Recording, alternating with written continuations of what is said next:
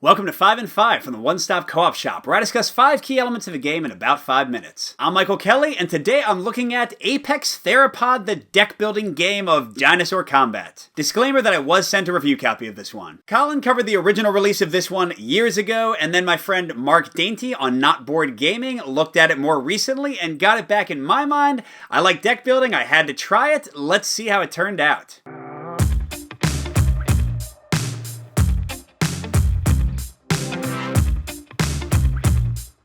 So first, for my number 5, I'm going to focus on the modularity and variety of mixing up the decks in the game. And this actually ends up being a mix for me, although I think it would be a pro for most people. The most prominent modular element in the game is picking which dinosaur species you'll play, which gives you a unique deck, and then also picking which boss you'll fight. And that does work really well, although in a lot of ways the dinosaurs end up being kind of similar to each other, especially within the given archetypes. Like the big dinosaurs are pretty similar, and the little dinosaurs are pretty similar, and the same thing with the bosses. So it is really good, but it's not as varied as it could be. And then a lot of the other varied elements like the hunt deck and the dinosaurs you can fight coming out differently and using different environments each game are a nice touch. But again, the variety is little enough that the extra shuffling and kind of setting up you have to do, pulling out new cards and shuffling those together, is maybe not worth it. But I've got a full pro at number 4, and it's kind of a melding of two mechanics which have something in common, and I really like both of them.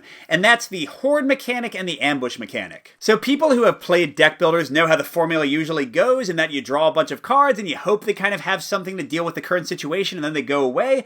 But Apex Theropod does two things that let you kind of hold on to cards. First of all, you have this ambush point that you can put cards into, sometimes at the cost of gaining an alert card in your discard pile, which will make you lose all those cards if you wait too long to use them, which is a nice thematic touch and also a nice choice in the game. And I like this because of precisely what I just said, the choice, because sometimes you have extra combat that you don't need, or you're saving up for some big monster or for the boss, and the fact that you can put those cards to the side and then use them in a future turn to do a ton of damage works really great. And then on the deck building side of things, you have the Hoard mechanic, where when you defeat dinosaurs on the game trail, instead of having to spend the kind of money they give you to buy cards that turn, they go in your Hoard in kind of a holding pattern, and you can use them when you like on the turn that you have something really big you want to save up for. So the fact that they kind of break the general deck builder mold and let you kind of save things for future turns, I think works really well here. But I'm back down to a mix for a number 3, and that's focusing on the boss fight, which is the culmination of every solo game of Apex Theropod, where you try to fight the boss you've chosen and defeat them to win the game. On the positive side, the boss fight can be very thrilling, because it's not a single turn of playing out your hand that determines whether you defeat them or not. Instead, you have a series of little battles with them, and each time you have to hope that your cards come out so you reach a certain level, and they might hurt you a bunch, and you might get a huge hit on them and then just barely keep them in the battle before they run away or smash you to pieces. It can be very, very exciting, but that's also where the main negative comes in, because the boss battles can be very swingy, and it can be very frustrating if you lose the game just because you happen to draw all your weak cards at once. If you call effectively, that won't happen, but you don't always have time to do that, so they can be kind of a hit or miss affair. But we're bouncing again back up to a full pro, which is the deck building, and I'm a fan of deck building. You all know that if you've watched my other reviews. And Apex Theropod has the type of deck building that tends to be my favorite. You've heard me talk about it recently with Union City Alliance, that's on Kickstarter right now, or one of my recent favorite games, Heroes of Tennefer. And that's where you're deck building from generic cards and also cards that are keyed specifically to your character. In this case, every dinosaur species has an entirely unique deck of cards. Now, like I said earlier, they aren't as unique as they could be, but they are still unique and it's still pretty cool. But then you also have this generic evolve deck that kind of gives you things you always need, like culling and healing and that kind of stuff.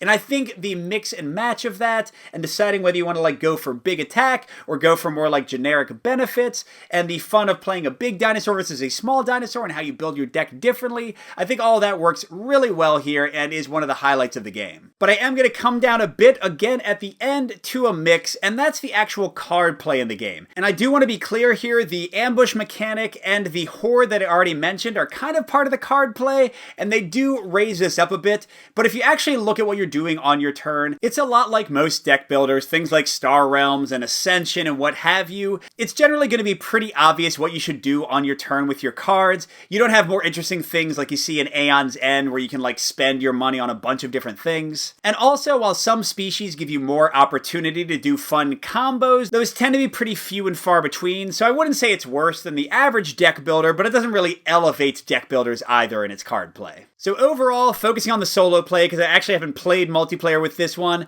I think gamers are going to really enjoy this if you like deck building, if you like intense combat with deck building, if you like the theme and dinosaurs and the idea of trying out a bunch of different varieties of them and trading in all these different cards. There's a lot of stuff to experiment and play around with in this set. But on the other hand, I think gamers might want to avoid this one if you don't want the swingy combat and the potential frustration of losing when you could have won in the boss battle. Also, if you're looking for a ton of strategic choices and decisions on your turn, it tends to be pretty straightforward. Alright, so there we go. Thanks so much for watching, and click on the link that just popped up if you want to see a full solo playthrough of this one. Good gaming, and I'll see you at the next stop.